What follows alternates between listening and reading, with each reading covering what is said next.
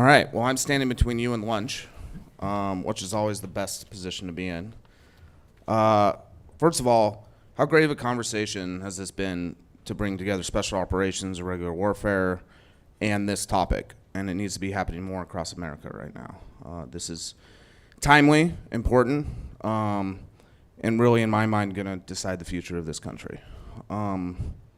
So I'll set the conversation a bit, and we'll have a little fireside chat. So good morning. Welcome to the conversation. We're going to try to bridge this morning and this afternoon for you. Every American embassy has two centers of gravity. There's the ambassador's office, and somewhere down the hall, there's the station. For the next 45 minutes, you get both. Ambassador Sarah Ann Lynch has spent more than 3 decades where development, diplomacy, and hard power meet. She started as a Peace Corps volunteer in Morocco. She wanted to serve as U.S. aid in Peru, Bangladesh, to lead program development in Afghanistan, and to run the entire U.S. aid mission in Iraq. For many in this room, Iraq and Afghanistan are very close to our heart. She was in those fights too. As United States ambassador,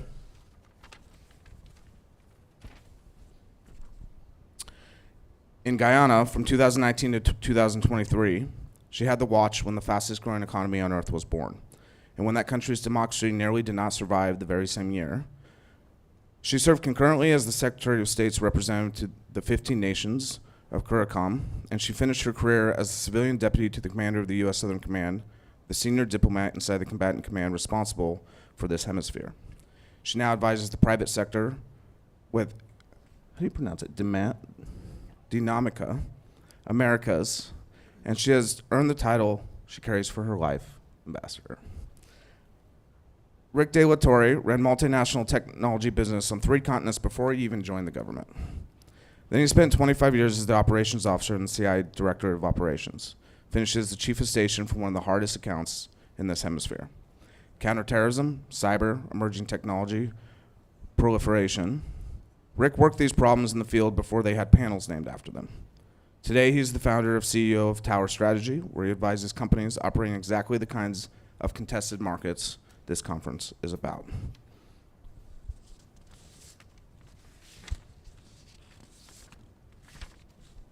As for me, why am I up here? I spent a career in special operations. I was a case officer for many years at the end. So I've both been kicking in doors and then talking to people.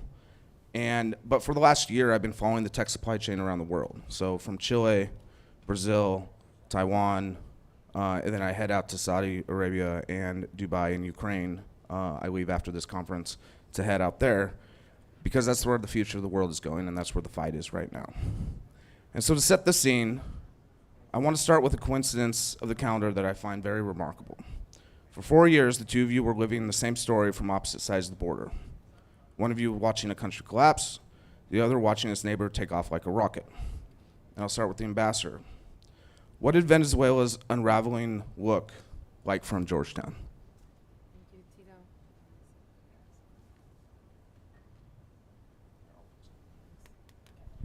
Tito. Technology. Thank you, Tito, and thank you so much for the invitation to be here today to discuss these important topics over the next 2 days. It's just a pleasure to be here on this in this fireside chat. So I actually had the opportunity to follow the unraveling, as you called it, of Venezuela long before I arrived in Guyana. Actually, when I was heading up the USAID's Latin America and Caribbean Bureau, I traveled to Colombia a few times. One time got to Cucuta, which you can see the Simón Bolívar Bridge right there connecting Colombia with Venezuela. And it was just impressive in such a sad way, just watching thousands of Venezuelans leaving Venezuela for Colombia because of the deterioration of the economy. They couldn't get health care, jobs, food, the basic needs in life. So thousands of people coming with babies, bags on their heads. I mean, something you do not see in this hemisphere. So I took those images back to Washington, and it helped kickstart the development or the humanitarian assistance program for Venezuelans throughout the region. Fast forward to when I arrived in Guyana and I saw firsthand something else. So I see this whole the unraveling in three stages, really. First of all, Venezuelan migration. So most of the Venezuelans went to places like Colombia, Peru, et cetera, bigger markets where they probably had a better chance of getting a job. But between 30 and 35,000 Venezuelans came to Guyana. So a small country, fewer than 1 million people. It put a lot of pressure on the country. They welcomed the Venezuelans, but they were concerned. They were concerned about them taking jobs away from locals. They were concerned about the fact that they spoke Spanish. It's an English-speaking country, Guyana. So a lot of concerns, but they made them feel welcome and made them feel at home. The second phase was Venezuelan aggression. And this was for many reasons, but in part to distract the Venezuelans from the deterioration of their own economy. It was also Venezuela under Mr. Maduro was very aggressive because he, like others in Venezuela before him, claimed 2/3 of the country of Guyana as their own. We'll come back to this later, I think, but including the area where the critical minerals are and where the oil was discovered. In 2015 when ExxonMobil made the announcement. So these aggressive acts included detaining 14 fishermen while I was there for almost a month until international pressure let them go. Maduro said they were in Venezuelan waters, but they were actually in Guyanese waters. He issued a referendum on the Essequibo, the contested region, to ask Venezuelans, did they believe it was part of Venezuela? And he appointed a governor to lead the region. I mean, it was so many aggressive moves. But then fast forward to later during my tour in Guyana, and with relationship to the migrants, Guyana finally realized they need the labor, a huge labor shortage in Guyana. You know, again, fewer than a million people, rapid growth, all kinds of infrastructure being, put out for tender, et cetera. They needed the Venezuelans. So they were no longer suspicious or concerned, and they really helped them. They wanted them to stay. And then regarding the aggression, we fast forward to today. I have left Guyana, but you see a new relationship between the U.S. and Venezuela, and I don't think Delcy Rodriguez is going to mess with Guyana too much right now unless she gets the green light from Washington, which I don't think is going to happen. I appreciate that introduction framing. Rick, from where you were at, obviously the contested region, what did Guyana's rise look like from your seat? Well, I think it served as a really good example to those who study the area, the region. Here's a smaller country with fundamentally less infrastructure and less capability than its neighbor Venezuela, and yet their capital was flowing in. People were making investments. Chevron came in. While everything in Venezuela was just consistently falling apart, right? Because in Venezuela, it's access to not just oil and gas reserves, but critical minerals and gold and everything else was really just controlled by a mafia. It's just no other way to describe it, right? A family, a few family heads who made sure to cut and to divvy up all those resources and then keep it for themselves. So obviously that doesn't attract any kind of real investment, to say. But what you're watching then is Venezuela kind of going down the tubes, while Guyana was becoming more of that strategic partner, especially to the United States and to the greater Commonwealth, and starting to really take on a little bit more ownership in that area, which was unique. So I want to acknowledge that oil will be part of this conversation and recognize that it's not classified as a critical mineral or rare earth. But I think we can all agree that it will shape geoeconomics, geopolitics, and it's an important conversation when we talk about these two regions. But I want to dive in a personal question here. I've worked on both sides of the diplomacy sides of things. And where we know in a lot of countries, the ambassador ultimately is the president's appointed person and the representative to the president of the United States, and they're ultimately in charge. But in some countries, station carries a lot of weight, a lot more weight than different areas, and where that clandestine work helps.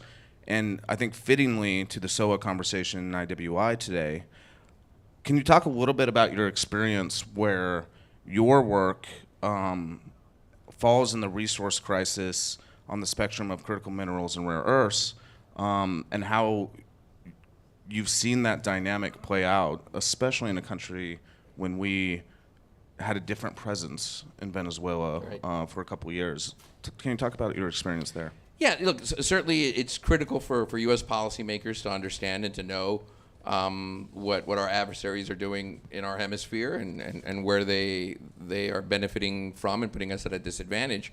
The tracking and understanding of those of everything from illicit financial networks to the movement of critical minerals and dual use technologies is paramount, and any chief of station anywhere wants to make sure that they've got a good handle on those things. In Venezuela, it's a challenge because for the longest time, Venezuela had an open door, red carpet sometimes treatment to just about all our adversaries, right? If I would have told you 20 years ago that Russian Spetsnaz would be running around in our hemisphere, you would have thought I was crazy. But that was the case, and certainly the China Belt and Road Initiative and the Maduro's regime longstanding policy of working with Hamas and Hezbollah and MOIS and IRGC, all those things really were not good for the United States. And the way the currency and trade with these organizations and groups, it was fundamental for them to provide them everything from gold payment to silver to oil and gas concessions. And it's our job to make sure, where is this stuff going? Where are these ghost fleets? Who owns them? Where are those ships coming? Going to?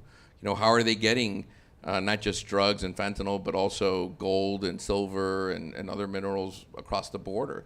So that means that we have to rely obviously on courageous human assets. And also the long litany of every other kind of int out there, comment, human, SIGINT, and to try to put that photo together, and then work hand in hand with the policymakers and at the chief of station's role, that's really working with your ambassador and making sure that you have a good relationship that's supportive to them, that provides them the timely, critical information they need so that they can report that effectively up their chains of commands, so that the entire Washington, D.C. complex is tracking and being forward-facing, whatever it could be. Ambassador, from your seat, where a lot of people in this room, spent time as country teams or track 2 diplomacy, where have you had that experience where it helps and also where it hurts sometimes on the diplomatic channels? To work with station chief. Luckily, I only had the experience where it helped. And I think, although, yes, the ambassador has the final word at post because you're speaking for the President of the United States, any ambassador would frankly be crazy to not listen to the station chief and what they're finding out when they do their research. I mean, they provide deep dive intel to the ambassador and predictive analysis, very, very important. They also can be kind of, I think, the whisperer to the local government, because the ambassador has a very outward-facing, public job, whereas the station chief does the exact opposite. They can ground truth information. So my political and economic officers might find, one bit of information, but the station chief can then ground truth it, and I would have to, kind of sort through and decide which way I would, go. And then I think they can also provide a lot of intel information on regional issues. So Tito mentioned that I also wore the hat as the Secretary of State's representative to CARICOM, the Caribbean Community, for those that don't know. And, TCOs, transnational criminal organizations, run rampant through this region, and to get their information, the station's information about where those hotspots are is very valuable in the decision-making process. So I think we complement each other. And again, my experience was only positive. So I want to spend a little time on Guyana, and if you're not familiar with the region or with the problem set there, I think it's a really interesting problem set to study both Venezuela and Guyana and the contested space in between, in the way American foreign policy is heading, because we have to rethink partnerships that are evolving and new partnerships in different ways that we can look at the critical minerals problem, a sovereign supply chain, and nearshoring. And how we deal with their diplomacies, how we deal with their governments. And Guyana nearly lost its democracy under your tenure there, the same year that oil arrived. So if you haven't understood 2020, I would encourage you to study. But can you talk about what it taught you if a country is ready for this mass in-source of resource windfall and opening up of a government, and then meanwhile they're going through their own internal issues, and how you were able to navigate that space? Right, and if you haven't been tracking this issue, no fault of your own. When I first went out to Guyana, my neighbors would say, great time in your first African post. A lot of people got it mixed up with Ghana, Gambia, I don't know, Equatorial Guinea, who knows. But it is, in fact, in South America, but identifies as a Caribbean nation. And it is on the cusp of a huge transformation right now because of the oil discoveries. But I arrived in March of 2019. And just a little tiny bit on the timeline, the massive oil discovery announcement was made in 2015 by ExxonMobil. They are the major operator. They are the major, explorer, et cetera. So it is a consortium, but they are the top dog there. And the discoveries, they keep making them. So the massive amounts of oil that they announced in 2015 are more massive now. The government that was in charge in Guyana was the APNU party. I can get into details offline sometime, but that's the Afro-Guyanese party. The Indo-Guyanese party, the PPP, they are always at odds with each other, and either one or the other has been in power since they became independent. It's also a very ethnically divided country, more ethnically divided than any country I've worked in around the globe. So elections are razor thin with the small population that I mentioned earlier. Razor thin, every vote counts. So I arrive in 2019 thinking I have plenty of time until the scheduled election, a long time in the future. But just before I arrived, there was a vote of no confidence in the parliament for the sitting Afro-Guyanese government led by President Granger. So it was incumbent upon him to call for elections within 3 months. Well, he didn't. He didn't call for elections for a full year. There was a lot of pressure from the U.S. Embassy, a lot of pressure from others in the international community, and he just didn't do it. His advice was to not do it. I think they were kind of trying to wait it out until the scheduled election. Well, finally, when we told them, their development resources would be reduced from the U.S. side, no more high-level visitors because you are not following your constitution, et cetera, he decided to call elections. So they were called not in the Constitution, it says 3 months. They were called a year and 3 months later. But, better late than never. So he called the elections. The election commission, ran it. I was an observer. The Carter Center was there. 50 EU observers were there. The OAS, the Commonwealth, everyone and their brother was there observing this election. I myself traveled around the country, 6 different polling stations. Great. I observed very minor things, but nothing else. I came back, had a nice press conference where I said everything looked great. The next day, when they started tabulating the votes, it all fell apart. So these little polling stations would send in photos of the vote to Georgetown. Well, then when the officials in Georgetown put up on a screen what the poll said, it was completely different.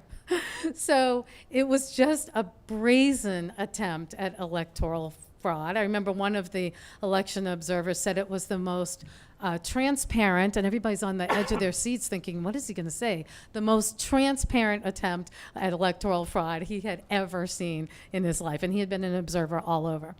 So we had to get to work with convincing the sitting incumbent government that lost the election to admit that they lost. Well, they didn't. 5 months went by. There were legal proceedings. There was a full recount done by CARICOM. He still would not leave. He was getting advice from his senior people to not leave, quite frankly. And it wasn't until and we should all take, the U.S. government came through with a plan for visa revocations. Now that means taking their visas to the United States. Now there are two countries that the Guyanese love, Guyana and the United States of America. They like to come here, send their kids to school, go shopping, whatever. So when we pulled visas at kind of a mid-level, they thought, oh, they won't go any further. There's no way the U.S. government will go further. We did.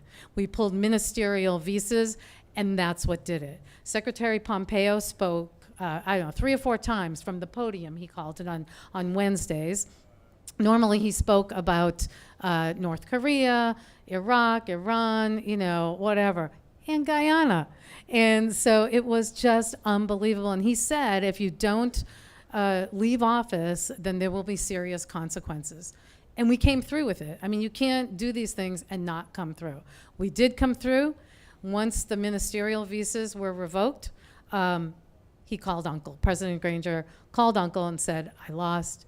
I congratulate, you know, the PPP, the incoming president, which was President Ali. He was sworn in. He decided not to have a fancy swearing in. 2 hours later, he called all of the DIP Corps and said, come over, I'm going to be sworn in right away. They didn't want to wait another minute. And so he was sworn in on August 2nd, I think it was, in 2020. So what this showed me is democracies are fragile. You know, without being political, we've had some challenges in this country. But the difference being we have strong institutions. A country like Guyana, not so much.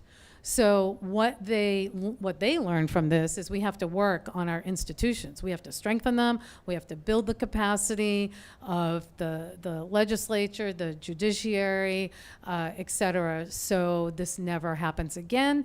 And they had to put in, you know, stiff penalties for electoral fraud. So it was a fascinating time. I wasn't sure where it was going to go, but I kept saying to myself, because this was during COVID too, so I was talking to myself quite a bit, saying this cannot happen on my watch. You can't have Venezuela, you know, deteriorating by the minute, and then have a country like Guyana right next door going down the same road. So democracy prevailed. Rick, I want to talk to you about Venezuela a bit. And this morning, you guys just had a conference on economic statecraft, and this afternoon you'll have gray zone networks and different levers of power. And a lot of people see the hard power that was used to conduct the raid into Venezuela, but I think a lot of people, this room definitely understands, you know, trading not on the U.S. dollar, the amount of oil that was moving in different ways, and China's ability to do deal making in a non-traditional way that puts the U.S. really behind in a lot of different countries.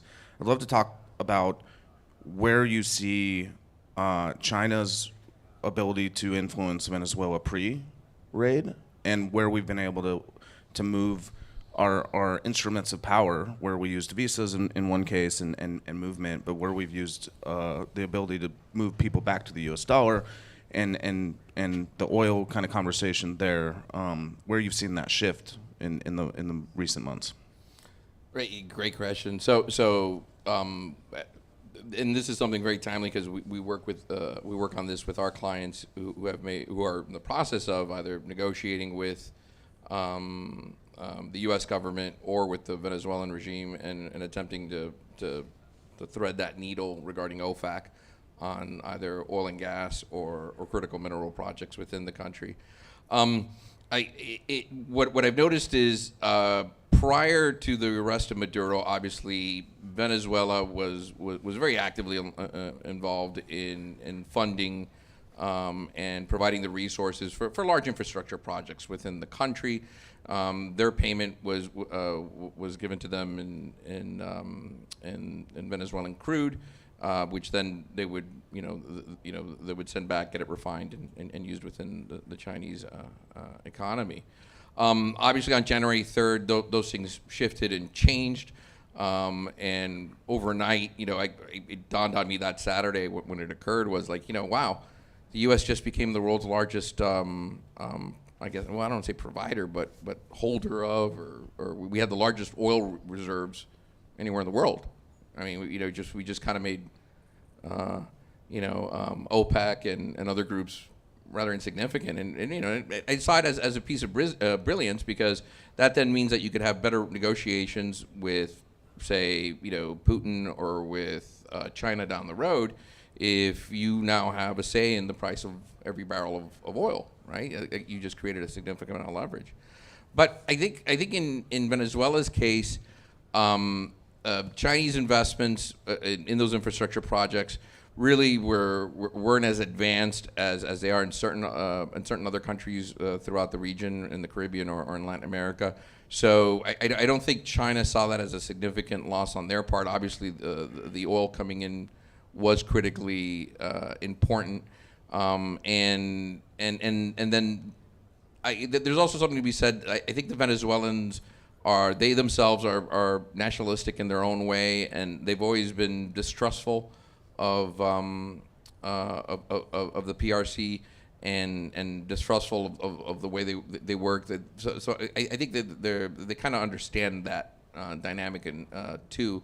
But now post arrest, what's happened is there's been a void created, obviously, because those Chinese investments are no longer there, and someone kind of needs to pick up that slack. And certainly OFAC, I think, is really been the tool that's kept a lot of our adversaries out, right?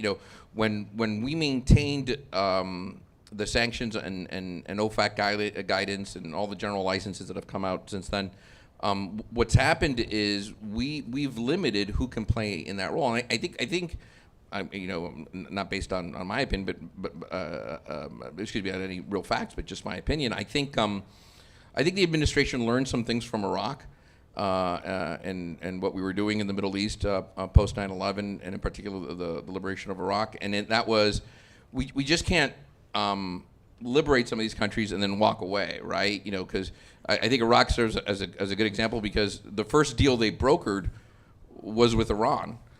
Then the second deal they brokered was with China, and then the third deal they brokered was with Russia, right? And I think the administration said, well, wait, what are we doing here? Right? So OFAC serves as a way of kind of controlling that, and the licensing out of OFAC says, look, you can't do any business with, these 5 adversarial countries.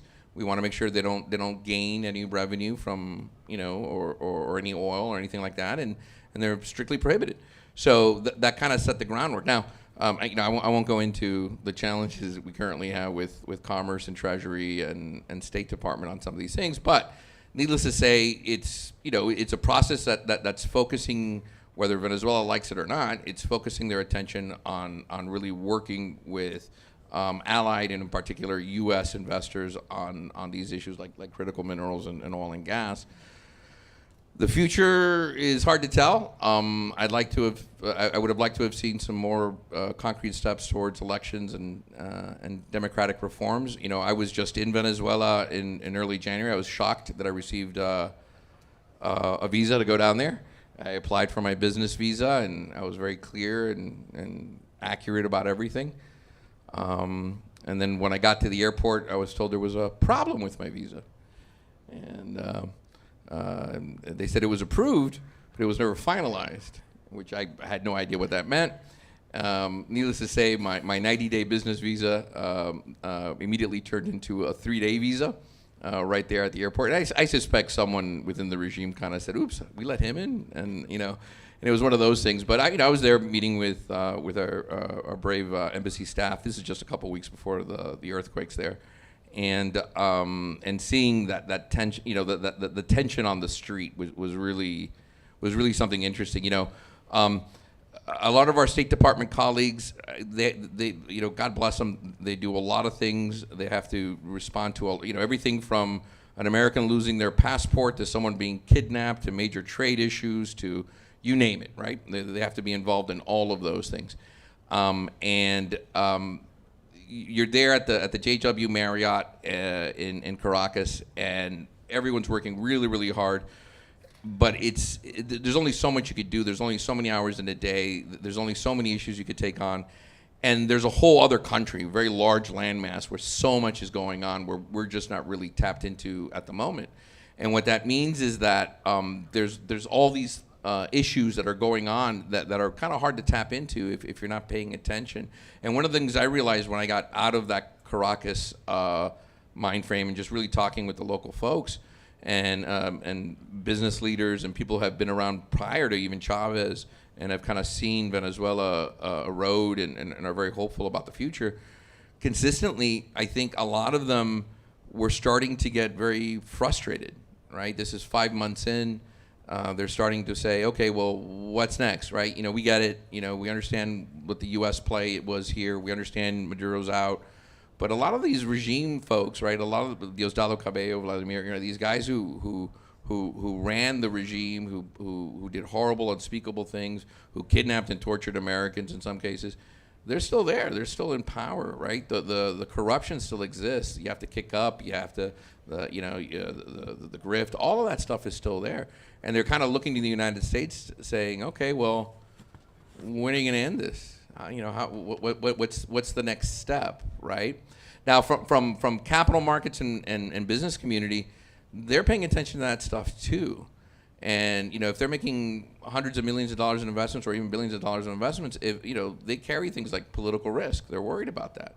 They're worried about, you know, well, what's going to happen about future elections? What's going to happen when the election cycle here in the United States shifts and changes? You know, how is that going to impact their investment? These are long-term investments, and particularly in oil and gas and in mining, where you take years of capital that you have to dump into these things and hopefully get a return at the other end. To have someone nationalize that stuff halfway in is just something that obviously most corporations want to avoid. So those are the current challenges that I see now post Maduro. I am confident, though, that we're starting to address some of those things, and I suspect the administration will be making some much needed announcements probably within the next few weeks, where that ecosystem may shift. But in the meantime, you know, certainly Venezuela is a better place today than it was, you know, January 2nd. 25 years can't be turned over in just a few months. It's going to take a lot longer. But I think the better relationships that U.S. government and U.S. businesses have and understand the risk going down there, the better they'll be. When we talk about soft truths, right, you can't build overnight, and it's the same thing with critical minerals. It's a great soundbite to say let's build in the U.S., but realistically we can't build our ability to extract, especially our ability to refine and process. Right. It's a multi-decade process that will take multiple administrations getting on board to move that. And so when we talk about that, we still have to build a sovereign supply chain. We still have to build a sovereign critical mineral supply chain. And much of South America in recent elections has shifted towards the U.S., I think minus a few major countries, Brazil being one of them, and they have their super elections this year, which will be interesting how that plays out. But when we zoom out from Guyana and Venezuela, which on critical minerals has been identified, but there's not a lot of extraction happening yet, and it's not quite there yet. So it's a multi-decade investment in the region. Where do we see opportunities in South America as a whole when it comes to critical and rare earth minerals? Well, you said zoom out on Guyana, but I'm going to add Guyana to the list. I think there are opportunities there. And again, because the whole region was, in my opinion, kind of forgotten for a long time. You know, each administration has paid lip service to, you know, this is our neighborhood, or oftentimes we use the term I don't like, which is backyard. But this, you know, we should be focusing on this region because of proximity to the U.S. But then we don't. You know, something happens in the Middle East and we're distracted. It happens all the time. But I think this administration, Trump too, is slightly different with having Secretary Rubio at the forefront, who seems to have gotten the ear of the president to truly look at the region, focus more. You know, when I was heading up the Latin American and Caribbean Bureau at USAID, when I would travel to the region, the complaint was always that, you know, we don't have enough conflict for you to pay us much attention. You know, you ignore us all the time. So now we're paying attention, but I'm not sure everybody wants this type of attention, but we are paying attention certainly to the region. In terms of critical minerals, and I do have to say thank you for adding energy as a strategic resource. No, not a critical mineral, but adding this conversation of the importance of energy as a strategic resource to the conversation. But I think the countries in the region that haven't yet been fully explored provide a lot of opportunity. And I would put Guyana at the top of the list because we have a country that is very pro-U.S. We have excellent, outstanding, I would say, even relations with the current administration, with the President Ali administration and our administration. So there's a lot of opportunity. We see a lot more interest by U.S. companies, partially because of that. But the important thing is 85% of the country is covered in forest. They want to maintain a good portion of that as kind of their long-term resource, because as we all know, oil is a finite resource, even though it doesn't seem like it right now in Guyana. But they want to maintain their forests. They want to keep strong environmental policies, but they want to look at mining opportunities. So there's a lot of gold, bauxite, manganese being mined right now, mostly by the Chinese. Canadians are number 2, but lots of opportunities there. They've only just this year mapped a small portion of this unexplored area. So I think it provides a lot of potential opportunity there. The other country I would mention is Bolivia, which, for years we haven't paid much attention to Bolivia with the authoritarian administrations that have, run the country for many years. We now have an opportunity. In November, President Paz was elected, Rodrigo Paz, and similarly to Guyana, they have so much unexplored area that we don't know. I mean, there have been critical minerals discovered there already, but there could be a lot more. So I would put those 2 countries at the top of my list, Tito. So we've talked about how this administration has made movements in critical minerals in some ways, and hopefully in the other panels they'll dive into how we can compete. Bringing private capital in is a problem. How we compete with China internationally, but these frontier markets, I think this new administration under the Secretary of State, I think we're willing to make deals in areas that we haven't before. If you look at the DRC deal, you look at the Ukraine deal. Even looking at the deal that we just struck with Australia, on their refinement is more advanced than ours, and the ability to make these deals in the U.S. interest. Again, we can't build fast enough in the U.S. And so I know as a CEO, sometimes you see things before others do, and sometimes you don't get listened to. But I remember sounding the alarm on critical minerals more than a decade ago, and how big of an issue it was going to be flexed, and it's being flexed now. Where did these frontier markets, right, where most people, and I'll admit I haven't been to Venezuela and I haven't been to Guyana, and I pride myself on I've always been on the ground, so there are 2 areas that I haven't. But where are these frontier markets, especially in South America? I think there's so much opportunity. Where do they have a role in playing how we build this sovereign supply chain over the next decade for the U.S.? Yeah, I've been to both, and I love them both. So many opportunities in both Guyana and in Venezuela, and in other places too, like Colombia and Bolivia. I think, well, first, the administration understands that, right? They understand that even through the CHIPS Act and other things, we're just not ready right now. We will be, right? But right now, we can't scale up to do the work that's required. And that does not that doesn't even include state and local regulatory issues on things like processing and refinement and all of that. So nearshoring is certainly something that I think the administration is focusing on, and where it makes sense, they certainly want to work with that. Mexico is obviously one that you could look at and say there'd be a good benefit for that. But because of the geography and how we're designed and access to both the Atlantic and the Caribbean and the Pacific, that opens up a lot of other markets to get their critical minerals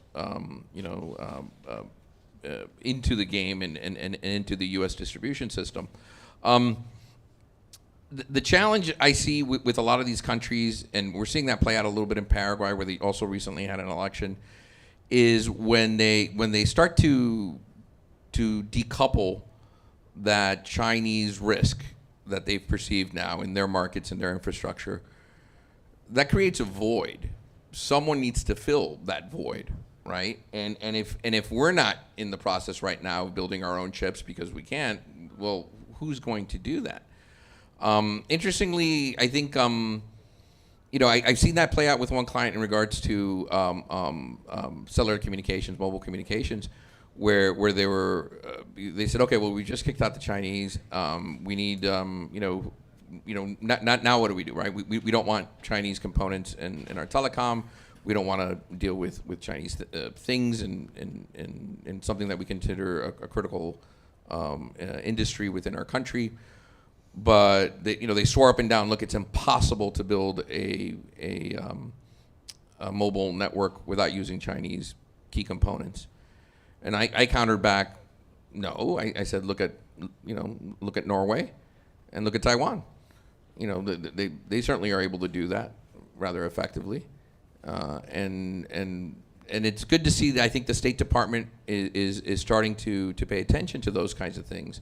So I think a lot of these Latin American countries now are saying, okay, well, we need to broaden our horizon too, where we work not just with the United States, but with the United States critical allies in some of these things.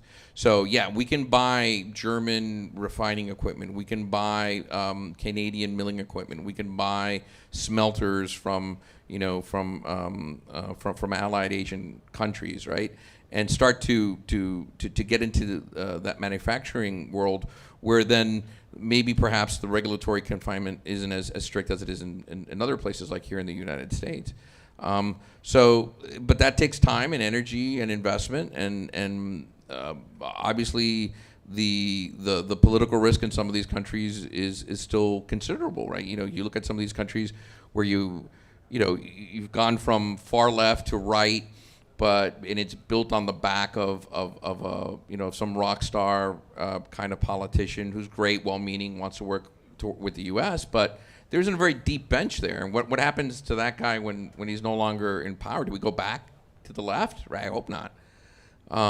But at least the hard left, right? We want to keep the centrist kind of attitude. But those are the real things that I think investors are looking at. I think investors who understand their markets, who have closer ties with key critical clients, whether that is the U.S. government or Department of War or Department of Energy or whomever, whatever, if they understand those supply chains and they're able to make those investments in Latin America, get the security and assurances they need from the local governments, from the foreign governments, and then also have the U.S. kind of help mitigate some of that risk with them, I think that becomes a much more attractive investment to both private equity and other folks.